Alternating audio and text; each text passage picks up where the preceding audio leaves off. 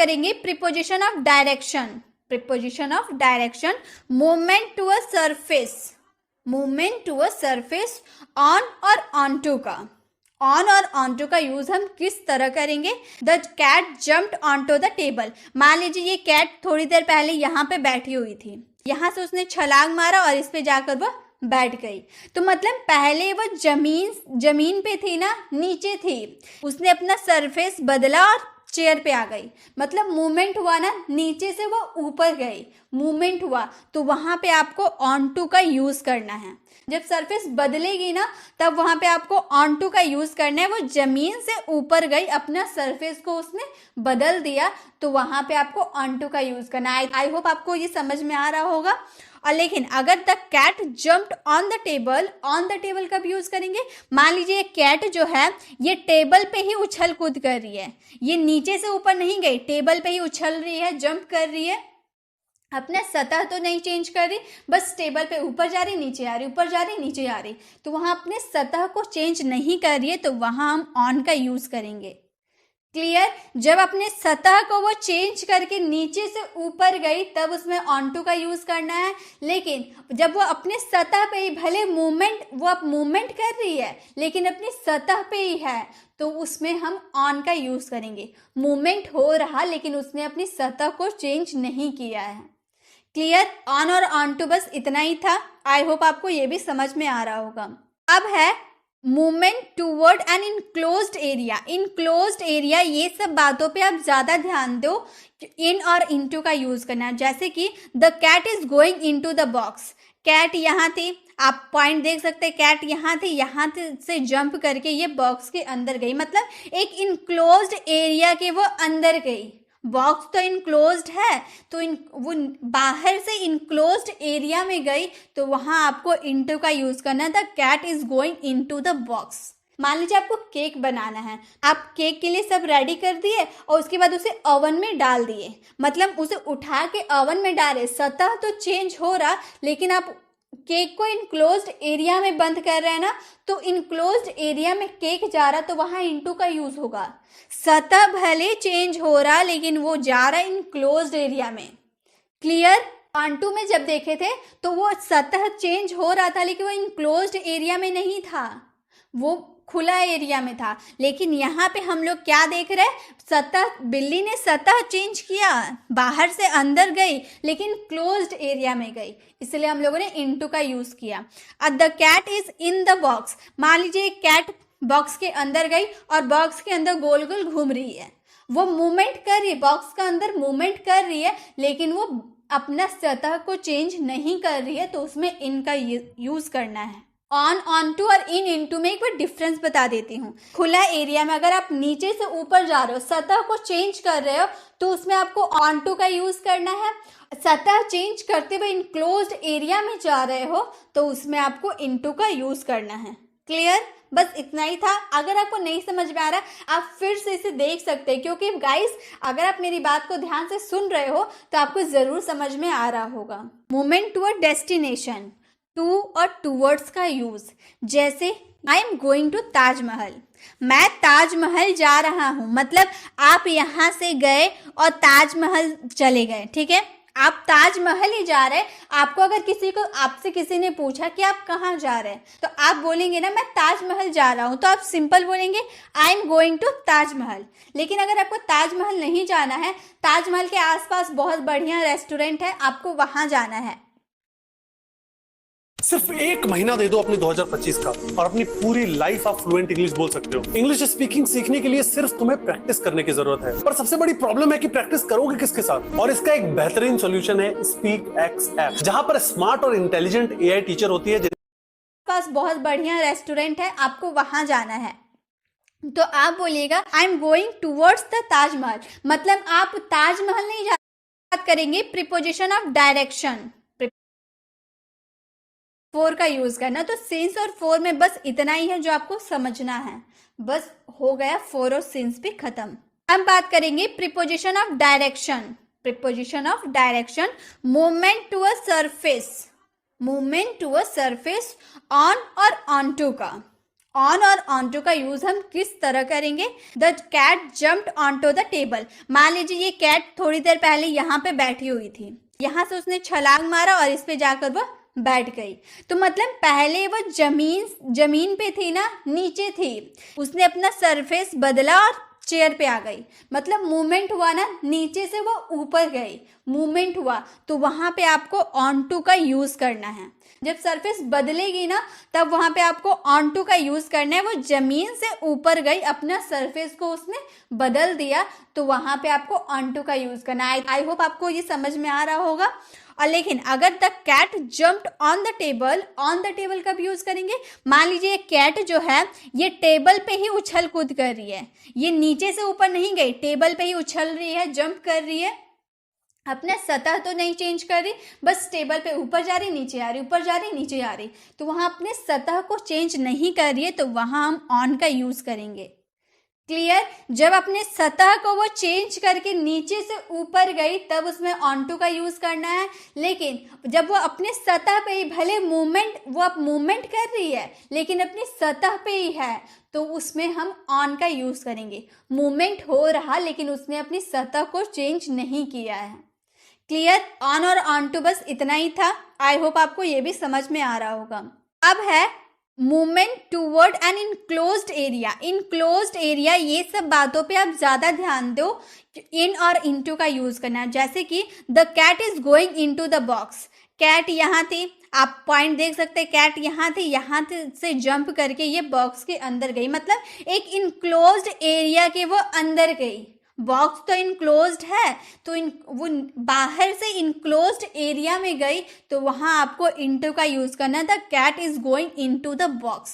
मान लीजिए आपको केक बनाना है, आप केक के लिए सब रेडी कर दिए और उसके बाद उसे ओवन में डाल दिए, मतलब उसे उठा के ओवन में डाले, सतह तो चेंज हो रहा लेकिन आप केक को इनक्लोज्ड एरिया में बंद कर रहे हैं ना, तो इनक्लोज्ड एरिया में केक जा रहा, तो वहां इनटू का यूज होगा।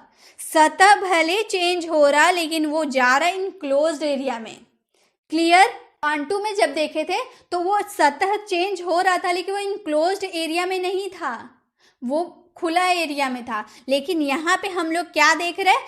सतह, बिल्ली ने सतह चेंज किया, बाहर से अंदर गई लेकिन क्लोज्ड एरिया में गई, इसलिए हम लोगों ने इनटू का यूज किया।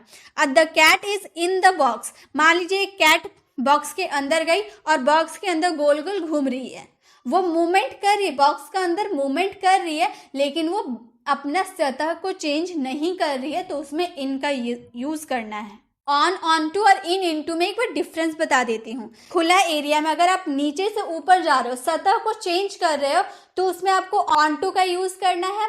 सतह चेंज करते हुए इनक्लोज्ड एरिया में जा रहे हो, तो उसमें आपको इनटू का यूज करना है।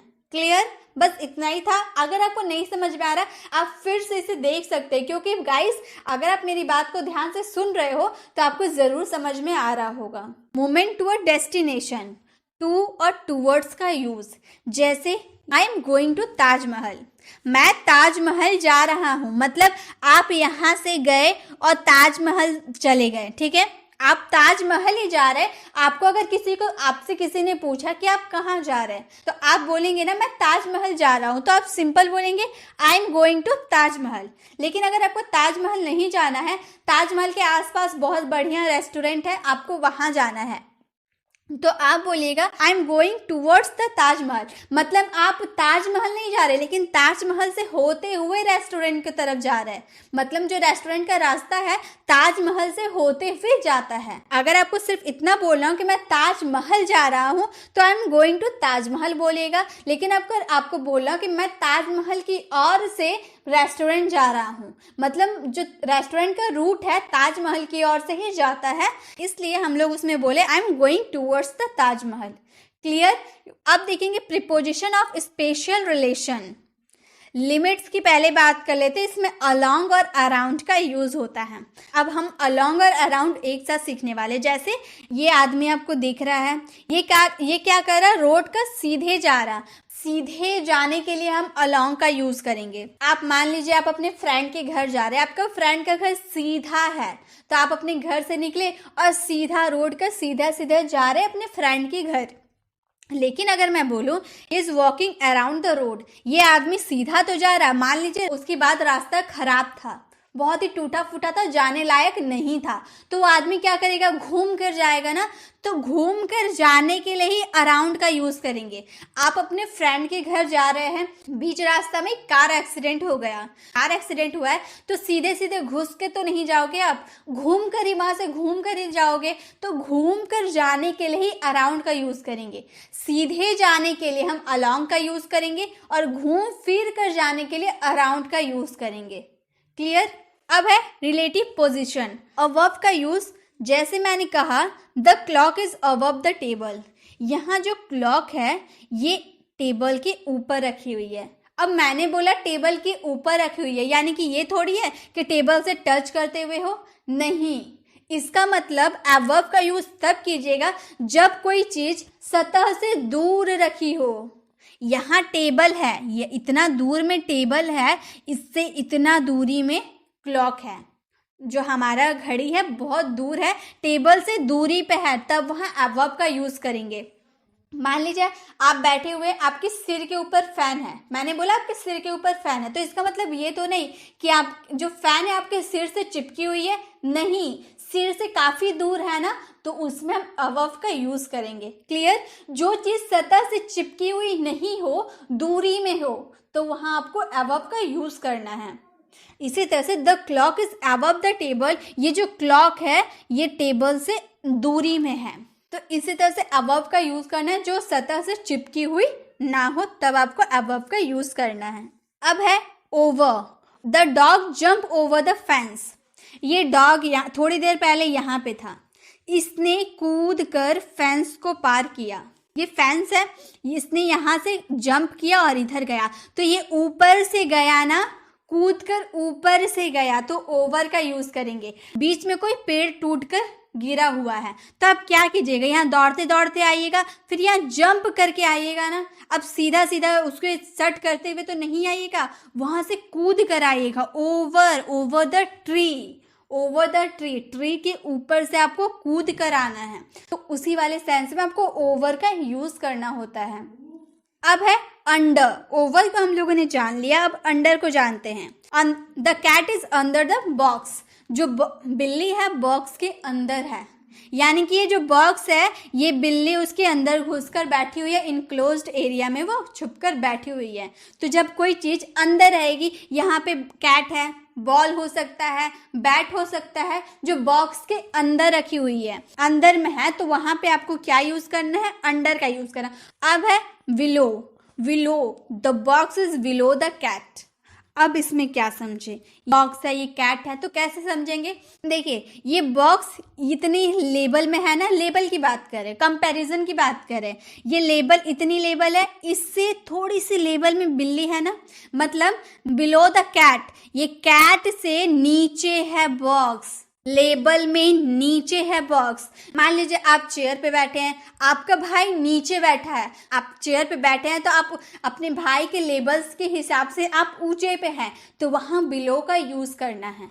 जब कोई चीज लेबल में कंपैरिजन में नीचे हो, तो वहां पे आपको बिलो का यूज करना है। क्लियर। अब है बिटवीन, अमंग, दोनों बहुत इजी है। The red box is between green and yellow box, ये जो रेड बॉक्स है ये किसके बीच में है, ग्रीन बॉक्स और येलो बॉक्स के बीच में है। मैंने आपको कॉल किया और बोले तुम कहाँ हो, आप बोलोगे मैं अपने दोनों भाई के बीच में हूँ, मतलब आपका दोनों भाई आपके बगल में बैठा हुआ है और आप उसके बीच में बैठे हुए हैं, तो आप दो व्यक्तियों के बीच में है ना, तो उसमें आपको बिटवीन का यूज करना है। ठीक है, दो व्यक्तियों के बीच, दो वस्तुओं के बीच की जो भी बात करें, जब दो के बीच में अगर आप हो तो उसमें बिटवीन का यूज करना है। और अमंग का यूज कब करना है, जब दो से अधिक के बीच में हो ना, दो या दो से अधिक के बीच में हो, तब आपको अमंग का यूज करना है। जैसे ये आदमी आप देख सकते हैं, इससे मैंने कॉल किया और मैंने पूछा तुम कहाँ हो, तो ये बोलेगा I am stand among the boxes, मैं बहुत सारे, दो या दो से अधिक बहुत सारे बॉक्सेस के बीच में खड़ा हूँ। सिर्फ 2 बॉक्स तो नहीं है, बहुत सारे बॉक्स है ना। तो जब आपको 2 या 2 से अधिक की बात करनी हो कि मैं 2 या 2 से अधिक व्यक्तियों के बीच में हूँ, तब उसमें आपको अमंग का यूज करना है।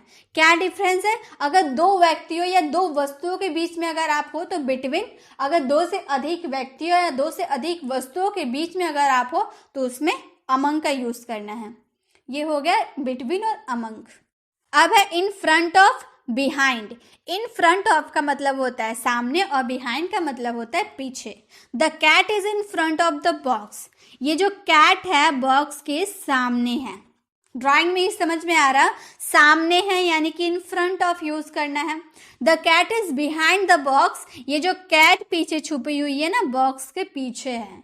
जब आगे कोई चीज रहेगी तो उसमें इन फ्रंट ऑफ का यूज करना है, जब कोई चीज पीछे रहेगी तो उसमें बिहाइंड का यूज करना है। अब है near, the ball is near the box. ये जो बॉल है ना, ये बॉक्स के पास में है, तो पास, कोई चीज पास में रहेगी ना तो उसमें हम नियर का यूज करेंगे। ठीक है, पास के लिए नियर का यूज करना है। और फार फ्रॉम यानी कि दूर है। The ball is far from the box. ये बॉक्स से जो बॉल है ना दूरी में है। तो जब आपको पास रहने की बात करेंगे तो नियर, और दूर की बात करेंगे तो फार फ्रॉम का यूज करना है।